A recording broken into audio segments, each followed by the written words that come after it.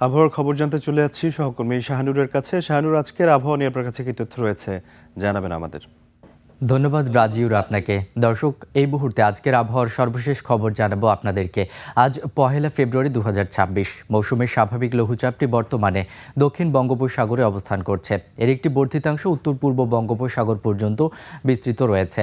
উপমহাদেশীয় উচ্চচাপ বলয়ের বর্ধিতাংশ বর্তমানে পশ্চিমবঙ্গ ও তৎসংলগ্ন এলাকায় অবস্থান করছে। আগামী 24 ঘন্টায় সারা দেশে আংশিক মেঘলা আকাশ সহ আবহাওয়া প্রধানত শুষ্ক থাকতে পারে বলে জানিয়েছে আবহাওয়া অধিদপ্তর। এছাড়া শেষ রাত থেকে সকাল পর্যন্ত দেশের কিছু কিছু এলাকায় হালকা থেকে মাঝারি ধরনের কুয়াশা পড়তে পারে। আগামী 24 ঘন্টায় সারা দেশে দিন ও রাতের তাপমাত্রা প্রায় অপরিবর্তিত থাকতে পারে।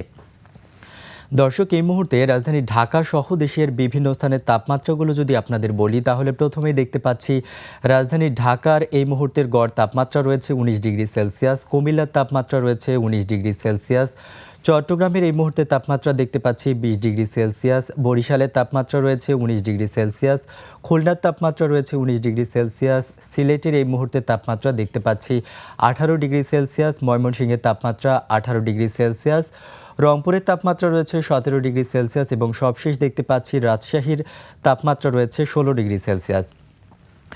আজ সকালে ঢাকায় বাতাসের আপেক্ষিক আর্দ্রতা রেকর্ড করা হয়েছে শতকরা 58%। আজ ঢাকায় সূর্যোদয় হয়েছে 6টা 40 মিনিটে এবং আজ ঢাকায় সূর্যাস্ত হবে সন্ধ্যা 5টা 45 মিনিটে।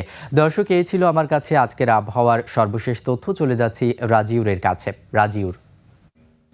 শাহানুর, আপনাকে ধন্যবাদ।